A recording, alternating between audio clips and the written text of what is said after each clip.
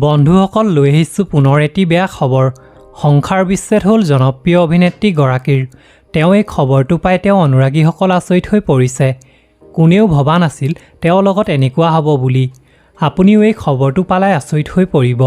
সেয়ে কোননো এই অভিনেত্ৰীগৰাকী জানিবলৈ ভিডিঅ'টো শেষৰলৈকে চাব। হয় বন্ধু বান্ধৱীসকল, সংসাৰ বিচ্ছেদ হ'ল বলিউডৰ জনপ্ৰিয় অভিনেত্ৰী ঐশ্বৰ্যা ৰায় বচ্চনৰ।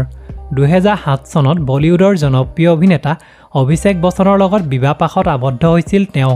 কিন্তু বৰ্তমান সময়ত বিবাহ বিচ্ছেদ হৈছে দুয়োৰে মাজত।